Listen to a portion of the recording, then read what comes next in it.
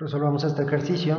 Determina la posición y el tamaño de la imagen de un objeto de 8 centímetros de alto, colocado a 4 centímetros de un espejo convexo, cuya longitud focal es de 6 centímetros. Se supone que este diagrama no lo tendríamos que estar viendo, ¿verdad? Entonces hay que identificar lo que representa cada dato.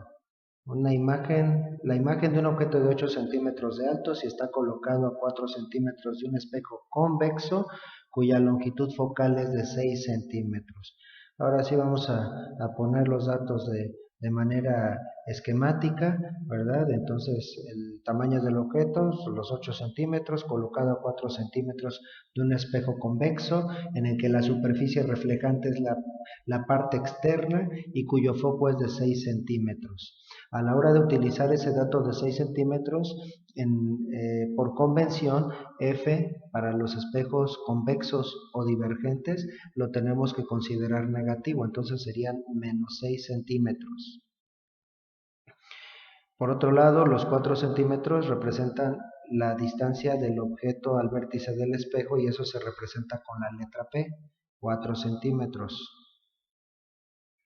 Y el tamaño del objeto se representa con la letra Y en este caso es igual a 8 centímetros. Antes de calcular el tamaño de la imagen tenemos que calcular su ubicación. Entonces el valor de Q, que es la ubicación, sería igual a F por P menos 6 centímetros por 4 centímetros. Dice la fórmula, estamos siguiendo esta fórmula, entre P menos F.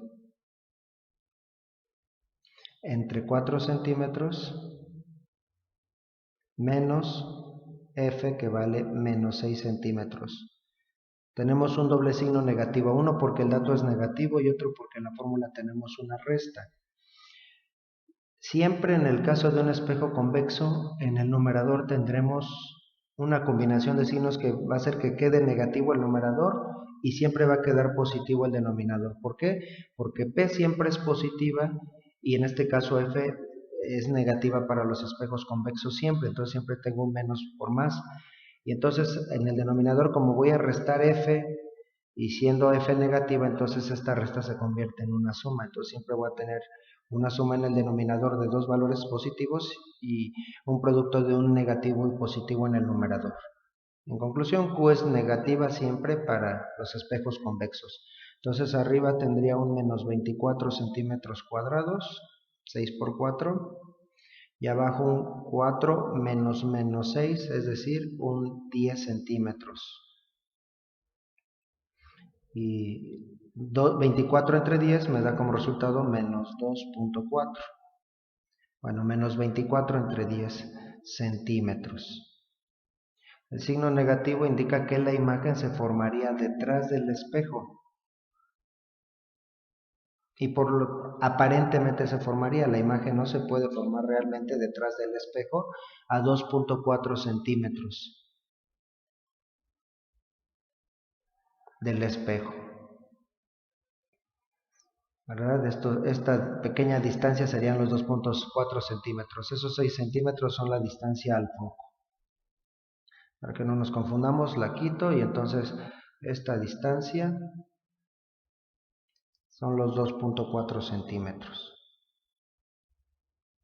Ahora, ¿de qué tamaño se vería la imagen? Bueno, entonces de esta fórmula despejamos Y'. Y' sería igual a menos Q por Y entre P, como habíamos hecho el despeje en el ejercicio anterior. Menos Q sería menos 2.4 centímetros por Y, que son 8 centímetros, entre P. Y P vale 4 centímetros.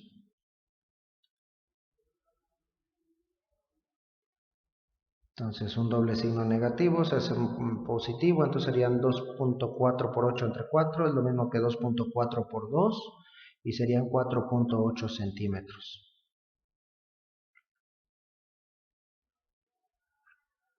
Mientras que el objeto es de 8 centímetros, su imagen es de 2.4 centímetros. Como el valor de y' es positivo, quiere decir que es una imagen derecha. ¿Cuál sería el resumen de las características de esta imagen? Tenemos una imagen real,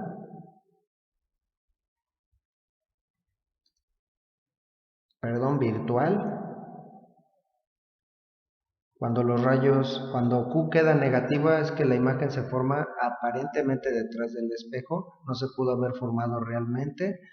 Imagen virtual, derecha,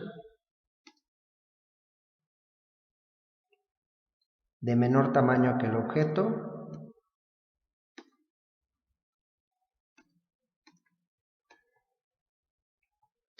y se forma aparentemente detrás del espejo.